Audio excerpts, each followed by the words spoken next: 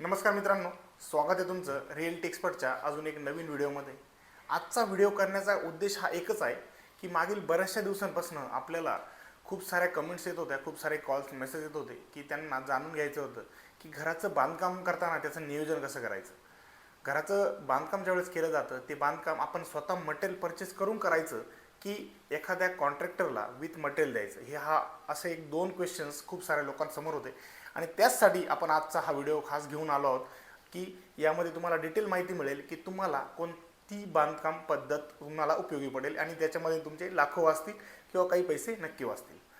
तर मित्रांनो, पहिली पद्धत म्हणजे आपण स्वतः मटेरियल परचेस करायचं आणि म्हणजे वाळू असेल, खडी असेल, सिमेंट असेल, स्टील असेल, या सर्व गोष्टी आपण स्वतः खरेदी करायच्या आणि फक्त बांधकाम कॉन्ट्रॅक्टरला लेबर रेटनी म्हणजे फक्त सेंटरिंग काम असेल, त्यामध्ये बांधकाम असेल, प्लॅस्टर असेल, या कामाची फक्त मजुरी बेसिसवर काम द्यायचं आणि मटेरियल आपण परचेस करायचं। आणि दुसरी पद्धत म्हणजे एखाद्या कॉन्ट्रॅक्टरला विथ मटेरियल म्हणजे होलसेल काम पूर्ण विथ मटेरियल द्यायचं। त्याच्यामधील जो स्क्वेअर फीटचा रेट असेल तो रेट ठरला जातो 1500 रुपये, 2000 रुपये, 2200 रुपये, 1000, 1200, म्हणजे चांगल्या कामाचा रेट हा 2200, 2000च्या प्लस देखील जातो आणि एक ॲव्हरेज काम 1300, 1400, 1500, 1600 रुपये पर स्क्वेअर फीट देखील केलं जातं। तर ह्या दोन गोष्टी आहेत, तर आपण जाणून घेऊया। पहिली पद्धत म्हणजे जर तुम्हाला स्वतः वेळ असेल किंवा तुम्ही जर ज्या भागात राहता त्या भागात तुम्हाला तुमचं स्वतःचं घर बांधायचं असेल तर त्यावेळेस तुम्ही स्वतः मटेरियल परचेस जर केलं तर त्यामध्ये तुमचा फायदा होऊ शकतो। तर मित्रांनो, यामध्ये फायदा कसा होतो, कारण ज्यावेळेस आपण बांधकाम करतो आणि आपलं एक जुनं घर असतं आणि त्याच भागात आपल्याला तिथेच आपल्याला एक नवीन घर बांधायचं असतं आणि आपल्याकडे पुरेसा वेळ असतो की आपण मटेरियल परचेस करण्यासाठी एक काहीसा वेळ देऊ शकतो आणि ते मटेरियल परचेस करू शकतो, कामावरही लक्ष देऊ शकतो, त्या केसमध्ये ही मेथड नक्कीच तुम्हाला उपयोगाची ठरेल। यामुळे तुमचे नक्कीच खूप सारे पैसे वाचतील। तर कोणासाठी ही गोष्ट उपयोगाची आहे आणि कोणासाठी ही तोट्याची आहे? ज्या लोकांना वेळ नाही, जे लोक नोकरीनिमित्त बाहेर असतात, ज्यांना कामासाठी वेळ देता येत नाही, कामावर लक्ष देण्यासाठी वेळ देता येत नाही किंवा मटेरियल खरेदीसाठी वेळ मिळत नाही, तर त्या लोकांना विथ मटेरियल काम दिलेलं बेस्ट असेल। पण सर्वसामान्य व्यक्ती असेल, सर्वसामान्य शेतकरी असेल, सर्वसामान्य एखादा व्यावसायिक असेल की ज्याच्याकडे काहीसा वेळ आहे, तर त्या लोकांनी जर स्वतः जाऊन मटेरियल परचेस केलं, कधी कधी काय होतं मित्रांनो, बऱ्याच जणांचे कॉन्टॅक्ट्स असतात। म्हणजे एखादा जर गावातला व्यक्ती असेल तर त्याचे तिथल्या स्थानिक जो वीटभट्टीवाला असेल त्याच्याशी कॉन्टॅक्ट असतात किंवा स्थानिक जो वाळू सप्लायर असेल त्याच्याशी कॉन्टॅक्ट्स असतात किंवा एखादा गावातला जर लोकल जो सप्लायर असेल स्टील आणि सिमेंटचा त्याशी त्यांचे कॉन्टॅक्ट असतात। मग त्यावेळेस त्यांना ते मटेरियल खरेदी करणं सोपं होतं, तुलनेत बाकी ज्यांच्या ते मटेरियल इझिली खरेदी करू शकतात, त्यामध्ये बार्गेनिंग करू शकतात, रेट्स करू शकतात, त्यामुळे ही पद्धत ते वापरू शकतात। आणि सेंटरिंग काम आणि बांधकाम याचं फक्त मजुरी बेसिसवर एखाद्या कॉन्ट्रॅक्टरला काम दिलं तर त्यामुळे त्यांचे पैसे वाचतात। काय होतं, जनरली आता महाराष्ट्राच्या वेगवेगळ्या भागामध्ये वेगवेगळा लेबर रेट आहे। जर तुम्ही सरासरी 250 ते 350 रुपयापर्यंत एक जनरल आपण लेबर रेट पकडला पर स्क्वेअर फीटसाठी, तर बाकीचे पैसे मटेरियलला दिले जातात। तो माणूस त्याला जसं पाहिजे तसं त्या क्वालिटीचं मटेरियल आणू शकतो, त्याला पाहिजे तेव्हा आणू शकतो, जसे पैसे अवेलेबल होतील, त्याच्याकडे जसे पैसे अवेलेबल होतील तसं ते मटेरियल परचेस करतात आणि पुढील काम करतात। तर अशा लोकांसाठी की ज्यांच्याकडे पैशाची कमतरता आहे किंवा एक ठराविक बजेटमध्येच त्यांना घराचं काम करायचं आहे, आणि अशा बऱ्याच वेळेस काय होतं मित्रांनो की लोकांना पूर्ण घराची रिक्वायरमेंट नसते। म्हणजे फॉर एक्झाम्पल 1000-1200 स्क्वेअर फीटचा एक बंगला बांधायला घेतला किंवा एका स्थानिक शेतकऱ्यांनी किंवा कोणीही, तर त्यांना काय असतं, बऱ्याच वेळेस त्यांना फक्त प्लास्टर लेवलपर्यंत काम करायचं असतं, बऱ्याच वेळेस त्यांना कलरचं काम पेंडिंग ठेवायचं असतं, बऱ्याच वेळेस त्यांना टाईलचं काम पेंडिंग ठेवायचं असतं, त्यांचं बजेट फक्त तेवढंच काम करायचं असतं। अशा केसमध्ये लोक स्वतः मटेरियल परचेस करून आणि लेबर रेटवर काम देऊन ते त्यांना बेनिफिट्सचं ठरू शकतं। 2 नंबरची जी पद्धत आहे, विथ मटेरियल एखाद्या कॉन्ट्रॅक्टरला विथ मटेरियल काम देणे आणि त्याच्याकडनं ते काम करून घेणे।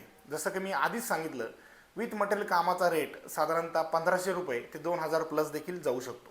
तो काही केसमध्ये तो कमी देखील होऊ शकतो, काही लोक ते कमी रेटमध्ये देखील काम करतात। तर त्यामध्ये बेनिफिट कोणाला होतो, जसं मी सांगितलं की एखादा नोकरदार वर्गातील माणूस असेल की ज्याचा एखादा व्यवसाय असेल, त्याच्यामुळे त्याला वेळ देता येत नसेल किंवा तो बाहेरगावी राहत असेल आणि त्याला त्याच्या होमटाऊनला किंवा त्याच्या मूळ गावी घर बांधायचं असेल, त्या केसमध्ये तुम्ही ही पद्धत वापरू शकता। पण यामध्ये नक्कीच तुमचा 10-15% ॲडिशनल खर्च होईल, पण तुम्हाला यामध्ये कुठेही लक्ष देण्याची गरज पडत नाही. तर यामध्ये कोणत्या गोष्टी लक्षात घेतल्या पाहिजे? जर तुम्ही एखाद्या कॉन्ट्रॅक्टरला विथ मटेरियल काम देत आहे, त्यामध्ये तुम्ही काय लक्षात घेतलं पाहिजे? तो कॉन्ट्रॅक्टर कसा आहे, त्या कॉन्ट्रॅक्टरनी आधीचे केलेले कामं कसे आहेत, या गोष्टी देखील तुम्ही जाणून घेतलेल्या पाहिजे. त्यासोबतच तुम्ही त्या कॉन्ट्रॅक्टरसोबत कसं ॲग्रीमेंट करणार आहात, की त्यामध्ये तो कोणत्या कोणत्या गोष्टी वापरणार आहे. फॉर एक्झाम्पल, तो सिमेंट कोणतं वापरणार आहे, स्टील कोणत्या कंपनीचं वापरणार आहे, वाळू कोणती वापरणार आहे, नॅचरल सँड वापरणार आहे की आर्टिफिशियल सँड वापरणार आहे, वॉश सँड वापरणार आहे, टाईल कोणती, सगळ्या गोष्टी तुम्ही त्या आधीच त्याचा उल्लेख ॲग्रीमेंटमध्ये करून घेणं गरजेचं आहे. त्यामुळे तुमची कुठेही फसवणूक होत नाही. जनरली विथ मटेरियल आणि लेबर रेटनी जर काम केलं तर साधारणतः 10 ते 15% 20% फरक पडतो. पण जनरली ज्या माणसांकडे वेळ नाही त्यांनी विथ मटेरियल काम द्या, चांगला कॉन्ट्रॅक्टर शोधा, त्या भरोशाचा कॉन्ट्रॅक्टर बघा, त्या कॉन्ट्रॅक्टरला काम द्या. एक ठराविक म्हणजे तुमच्या एरियामध्ये तुमचं जे कामाचा जो रेट ठरला जातो, तो रेट साधारणतः त्या एरियामध्ये ते जे रॉ मटेरियल असेल, म्हणजे सिमेंट असेल, वाळू असेल, खडी असेल, वीट असेल, ह्या वस्तूंचा रेट काय यावर तो रेट ठरला जातो. कॉन्ट्रॅक्टरचा जो तुम्ही त्याला देणारे 1500, 1000 जो काही असेल तो त्यावरती ठरला जातो. त्यामुळे तुम्ही घराचं काम करताना ते काम एकदाच होतं. त्यामुळे ते काम तुम्ही अशा माणसाला द्या की ज्याचा एक्सपिरियन्स चांगला आहे, त्याने चांगली कामं केलेली आहे. आणि अजून एक महत्त्वाची गोष्ट की ज्यावेळेस तुम्ही एखाद्या कॉन्ट्रॅक्टरला काम देता, विथ मटेरियल काम देता, त्यावेळेस तुम्ही त्या कामाचं प्लॅनिंग प्रॉपर इंजिनियरकडनं करून घेणं खूप गरजेचं आहे. कारण त्या प्लॅननुसारच तो कॉन्ट्रॅक्टर काम करणार आहे. त्यामुळे तुमचा इंजिनियरचं ड्रॉइंग परफेक्ट पाहिजे, तुमच्याकडे 3D इलेव्हेशन रेडी पाहिजे. या गोष्टी तुम्ही त्यामध्ये करून घेऊ शकतात. तर जनरली मित्रांनो, माझा सल्ला आहे, ज्यांच्याकडे वेळ आहे, ज्यांच्याकडं थोडा एक्सपिरियन्स आहे, जे स्वतः वेळ देऊ शकतात, त्या लोकांना मटेरियल परचेस करून फक्त लेबर रेटवर एखाद्या कॉन्ट्रॅक्टरला काम दिलं तर नक्कीच त्यांचा 15 ते 20% फायदा होऊ शकतो. फक्त त्यांनी ते काम वेळेत पूर्ण करणं गरजेचं आहे, कामावर लक्ष देणं गरजेचं आहे. की मी असं नाही म्हणत की तुम्ही स्वतः काम करता म्हणजे तुमचे खूप पैसे वाचतील. तुमचे पैसे नक्कीच वाचतील, पण तुम्हाला त्या ठिकाणी वेळ देता आला पाहिजे. मटेरियलचं वेस्टेज कुठं होता कामा नाही. कारण तुम्ही जर एखाद्याला फक्त लेबर रेटवर काम देत आहे तर त्यावेळेस तुम्ही ते मटेरियलचं वेस्टेज होतं आहे की नाही, जर कॉन्क्रीट केलं गेलं आहे किंवा त्याचं जर प्लास्टरसाठी मॉर्टर तयार गेलं आहे तर त्याचा उपयोग देखील प्रॉपर होणं खूप गरजेचं असतं. त्यामुळे तुम्ही कामावर लक्ष देत आहे ते देखील इम्पॉर्टंट आहे हे, आणि त्यामुळे देखील तुमचा खर्च कमी होऊ शकतो. आणि एक सर्वात महत्त्वाची गोष्ट, तुमचं घराचं काम जेवढ्या लवकरात लवकर पूर्ण होईल तेवढा तुमचा खर्च कमी होतो. जर घराचं काम रेंगाळत गेलं किंवा त्याचा जर स्पॅन वाढत गेला तर तो तुमचा अतिरिक्त खर्च देखील त्यामुळे वाढतो. तर माझा हाच सल्ला आहे सगळ्यांना की तुम्ही जर स्वतः वेळ देऊ शकत असाल तर तुम्ही स्वतः मटेरियल परचेस करून लेबर रेटने काम द्या. तुम्ही जर वेळ देऊ शकत असाल आणि तुमच्याकडे जर वेळ नसेल तर चांगला कॉन्ट्रॅक्टर शोधा. मार्केटमध्ये असे खूप सारे चांगले कॉन्ट्रॅक्टर्स आहेत की जे प्रामाणिकपणे काम करतात, प्रामाणिकपणे चांगलं काम करतात. चांगला इंजिनियर शोधा की जो प्रॉपर प्लॅनिंग देतो आणि कुठेही त्याची हात मिळवणी त्या कॉन्ट्रॅक्टरसोबत झालेली नसते. असे माणसं शोधा. असे खूप सारे माणसं आहेत. फसवणूक करणारे तर आहेत, पण चांगलं काम करणारे देखील मार्केटमध्ये खूप चांगले माणसं आहेत. असे चांगल्या कॉन्ट्रॅक्टर्सला काम द्या, त्यांच्याकडनं तुमचं काम घ्या. 2 पैसे तुमचे जातील, पण तुम्हाला या ठिकाणी कुठेही वेळ देण्याची गरज पडणार नाही किंवा तुम्हाला विचार करण्याची गरज पडणार नाही. जे वेळ देऊ शकत असाल त्यांनी स्वतः मटेरियल परचेस करा, लेबर रेटवर काम द्या, तुमचा फायदा नक्कीच होईल. तर मित्रांनो, हा होता एक छोटासा प्रयत्न की तुम्हाला समजून सांगायचा की कोणाला विथ मटेरियल काम दिलेलं परवडेल आणि कोणाला स्वतः मटेरियल परचेस करून लेबर रेटवर काम दिलेलं परवडेल.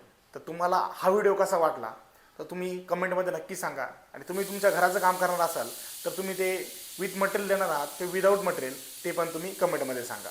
धन्यवाद. आणि रिअल्टी एक्सपर्ट मराठीला नक्की फॉलो करा. आम्ही तुमच्यासाठी असेच नवनवीन construction related video, construction related tips, तुम्ही घराचं बांधकाम कशा पद्धतीने करू शकता या सर्व टिप्स तुमच्यापर्यंत आम्ही शेअर करत असतो. नक्कीच चॅनलला फॉलो करा. तुमचं प्रेम असंच राहू द्या. नक्कीच भेटूया पुढच्या व्हिडिओमध्ये. तोपर्यंत स्वतःची काळजी घ्या. धन्यवाद.